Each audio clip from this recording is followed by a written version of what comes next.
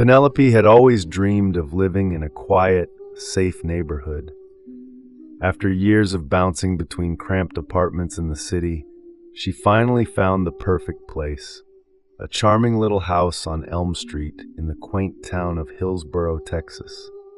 The street was lined with towering oak trees, their branches forming a canopy that filtered the sunlight into dappled patterns on the pavement.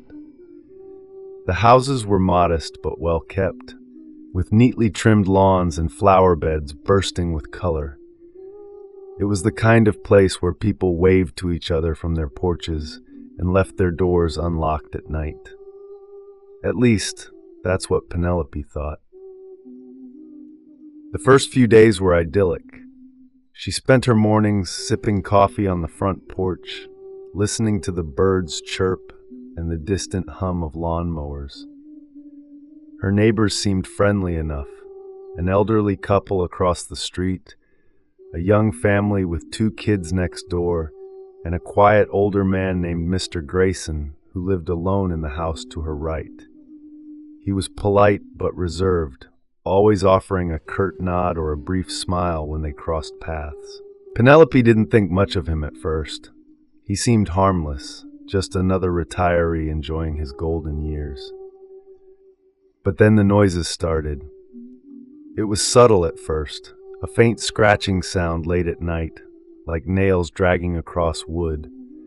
Penelope would lie in bed, her heart pounding as she strained to listen. The sound would come and go, always just loud enough to pull her from the edge of sleep. She told herself it was just the house settling, or maybe a branch scraping against the window. But deep down, she knew it was something else. Then came the whispers. They were faint, almost imperceptible, but they were there. Soft, muffled voices drifting through the walls, too indistinct to make out any words. Penelope would press her ear against the wall, her breath shallow, trying to decipher the source. But the whispers always stopped as suddenly as they started, leaving her in silence once more. The final straw was the scream. It happened on a Thursday night, just as Penelope was about to fall asleep. A piercing, blood-curdling scream tore through the stillness, so loud and raw that it felt like it was coming from inside her own head. She bolted upright, her heart racing, her body frozen in terror. The scream was followed by a series of muffled sobs, then silence. Penelope sat there for what felt like hours, clutching her blanket, her mind racing. It had to be coming from Mr. Grayson's house. There was no doubt about it. The next morning, she tried to convince herself it was just a nightmare, but the memory of that scream lingered, haunting her every thought. She couldn't shake the feeling that something was terribly wrong. That evening, as the sun dipped below the horizon and the streetlights flickered on, Penelope made a decision. She was going to find out what was happening next door.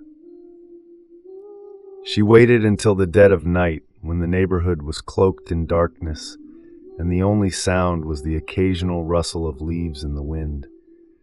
Slipping on a dark hoodie and a pair of sneakers, she crept out of her house and into the shadows. The air was thick with tension, every sound amplified in the stillness.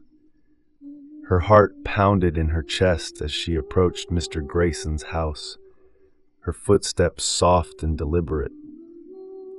The house loomed before her, its windows dark and lifeless. Penelope hesitated for a moment, her instincts screaming at her to turn back. But she couldn't. She had to know. Moving around to the side of the house, she found a basement window partially obscured by overgrown bushes. Crouching down, she peered inside. What she saw made her blood run cold. The basement was dimly lit, the flickering glow of a single bulb casting long, eerie shadows across the room. The walls were lined with shelves cluttered with tools and boxes, but it was what was in the center of the room that made Penelope's stomach churn.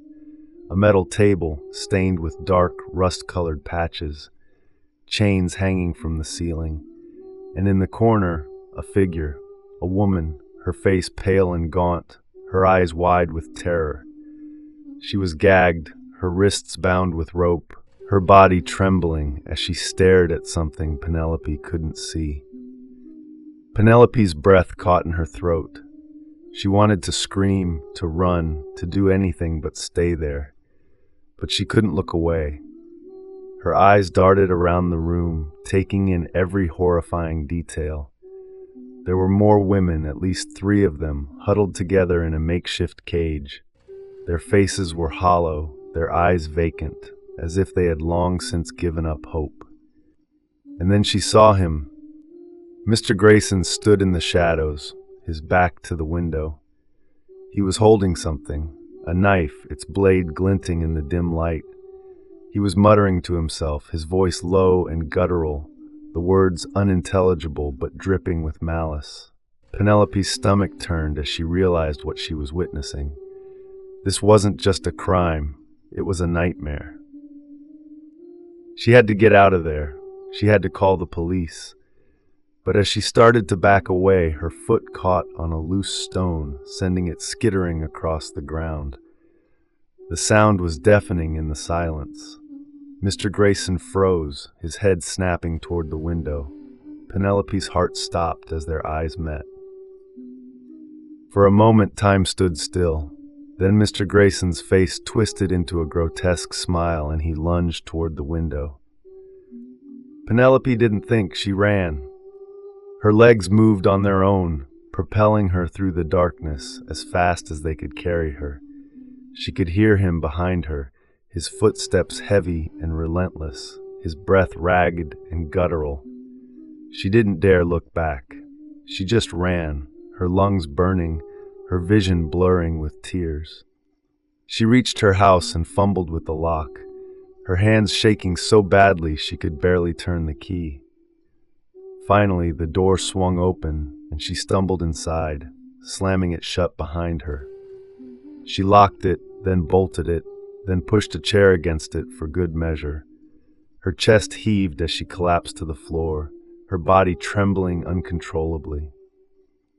The sound of footsteps outside made her freeze. They were slow, deliberate, circling the house. Then they stopped. Penelope held her breath, her eyes fixed on the door. For what felt like an eternity, there was nothing but silence. And then a single soft knock. Penelope's blood turned to ice. She clamped a hand over her mouth to stifle a sob, her eyes wide with terror. The knock came again, louder this time, followed by a voice, low, calm, and dripping with menace. "I know you're in there, Penelope." She didn't move. She didn't breathe. She just sat there, paralyzed with fear, as the footsteps retreated into the night. The police arrived the next morning, but by then, Mr. Grayson was gone. The basement was empty, the women nowhere to be found. All that remained were the chains, the blood stains, and the lingering sense of dread that seemed to seep into the very walls of the house. Penelope moved out that same day, leaving behind everything she couldn't carry. She never went back to Hillsboro, Texas. But even now, years later, she still hears the whispers. She still sees his face in her dreams. And she still wonders if he's out there, waiting, watching, searching for his next victim. If you enjoyed this chilling tale of terror, don't forget to hit that subscribe button and ring the bell for more spine-tingling stories that will keep you on the edge of your seat. And remember, the quietest neighborhoods often hide the darkest secrets. You never know what's lurking behind the door next door, or who might be watching from the shadows. Until next time, stay safe, stay alert, and whatever you do, don't answer the knock.